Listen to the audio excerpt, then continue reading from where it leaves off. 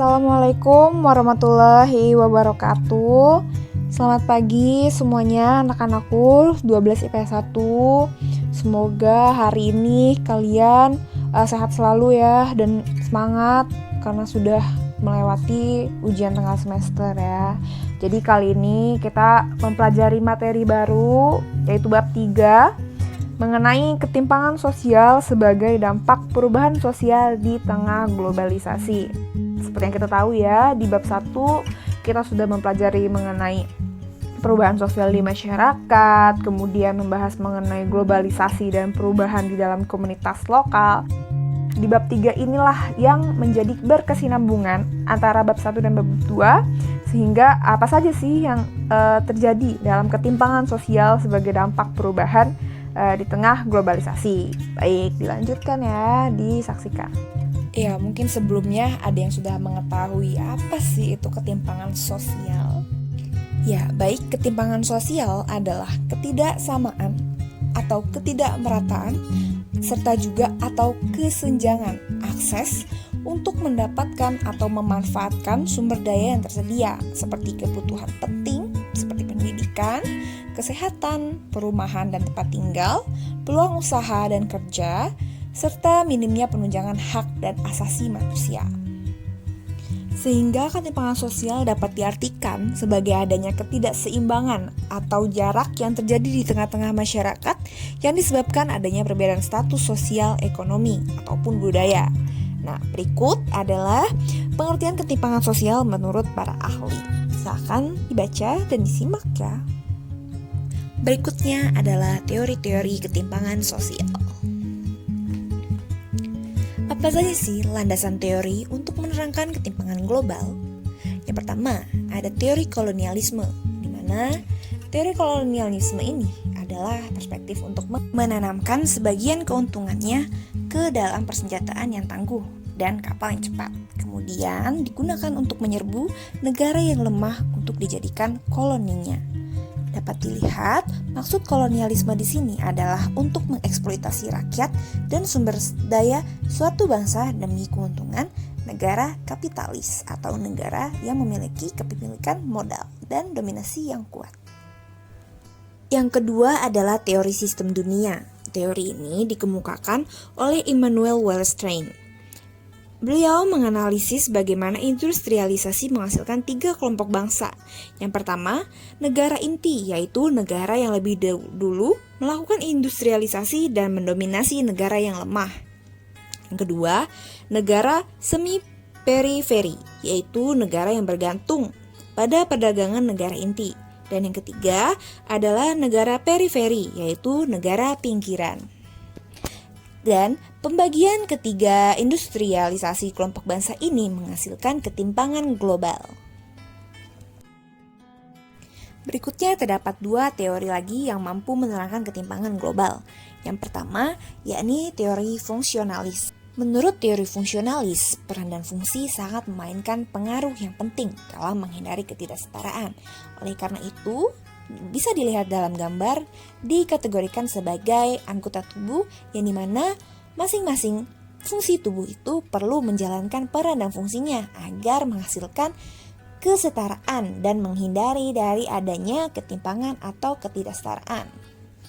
Yang kedua adalah teori konflik.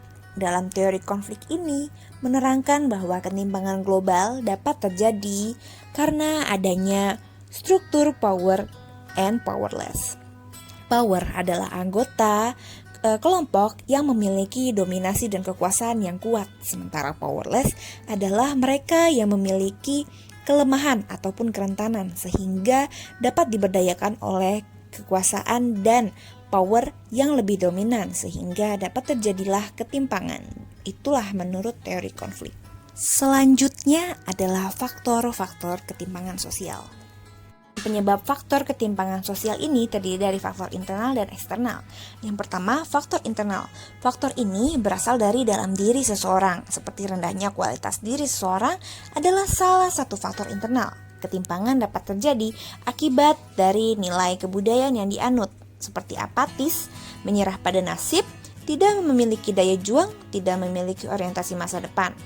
Sehingga menurut penjelasan Lewis, Kesenjangan dalam faktor ini muncul karena masyarakat terkukung dalam kebudayaan kemiskinan. Selain faktor internal, terdapat juga faktor eksternal. Faktor eksternal ini merupakan faktor yang berasal dari luar diri seseorang. Faktor ini biasanya terjadi karena adanya birokrasi atau aturan hukum negara yang mengekang masyarakat sehingga mereka kesusahan dalam mengembangkan dirinya. Selain faktor internal dan eksternal, juga terdapat beberapa faktor lain, diantaranya 1. Kondisi demografis atau penduduk. 2. Kondisi pendidikan, ekonomi, dan kesehatan. 3. Kemiskinan seperti kurangnya lapangan pekerjaan. 4. Perbedaan status, sosial, dan ekonomi. Berikutnya, bentuk-bentuk ketimpangan sosial.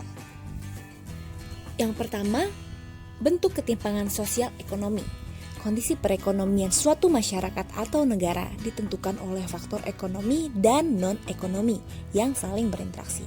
Bentuk ketimpangan sosial yang tergolong dalam ketimpangan sosial ekonomi adalah ketimpangan sosial yang terlihat antara kelompok masyarakat kaya dan masyarakat miskin.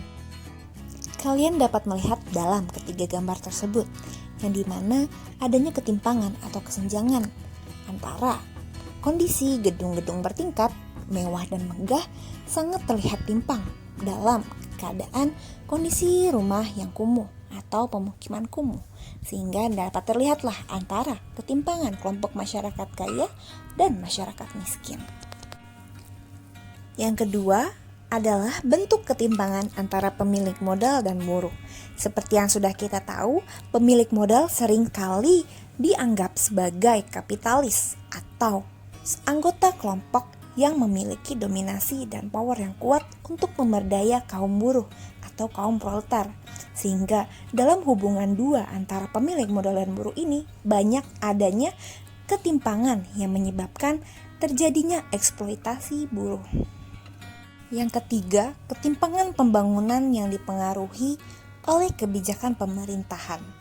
Dapat kita lihat dalam dua gambar yang sangat berbeda atau yang timpang, di mana terdapat anak kecil yang melihat gedung bertingkat dan megah, sementara ia hanya tinggal di daerah yang kumuh atau slum area.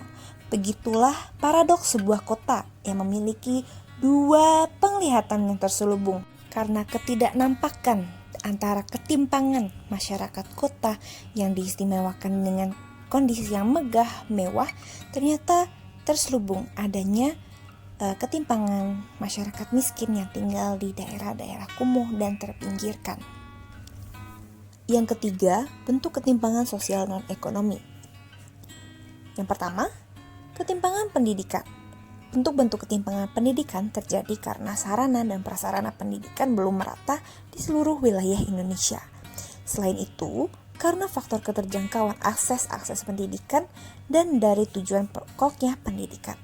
Globalisasi mendorong pendidikan untuk menyesuaikan standar nasional, misalnya penggunaan bahasa asing dalam kegiatan pembelajaran, padahal kemampuan daerah tidak sama. Perhatikanlah gambar ketimpangan pendidikan di bawah ini. Pendidikan di desa terpencil masih menggunakan akses dan sarana yang sangat minim, sementara di dalam pendidikan kota sangat sudah terjangkau menggunakan berbasis komputer dan teknologi, sehingga menampilkan sebuah ketimpangan dalam dunia pendidikan. Yang kedua, ketimpangan antara budaya global dan budaya lokal. Ketimpangan budaya disebabkan masuknya budaya asing ke suatu negara merupakan suatu yang dianggap wajar sebagai akibat globalisasi dan modernisasi. Akibatnya, mengejalannya sikap individualisme dan menimbulkan sikap ketidakpedulian terhadap budaya lokal. Sehingga lunturnya kebudayaan lokal juga dipengaruhi berbagai faktor, seperti keengganan generasi muda untuk mempelajari budaya daerah dan kurangnya sosialisasi budaya daerah. Oleh karena itu, mulai diterapkannya ekstrakurikuler seperti tari tradisional Ratu Jaru atau Saman sebagai salah satu pelestarian budaya lokal. Untuk menghindari masuknya budaya asing seperti budaya K-pop yang dapat melunturkan budaya asli Indonesia. Bentuk ketimpangan yang terakhir adalah ketimpangan sosial di bidang kesehatan. Nampak kita jumpai dalam kehidupan di masyarakat sangat fenomena perlakuan yang tidak sama dalam bidang kesehatan. Dapat dilihat dalam foto yang sudah dilampirkan bahwa bidang kesehatan dalam masyarakat desa masih sangat timpang dengan masyarakat kota, di mana masyarakat desa masih sangat sulit untuk mendapatkan fasilitas kesehatan seperti obat-obatan, apalagi dalam penerimaan pelayanan kesehatan. Baik, sekian dari saya untuk penjelasan materi pada hari ini. Minggu depan akan kita lanjut pada pembahasan mengenai dampak-dampak ketimpangan sosial ya. Kurang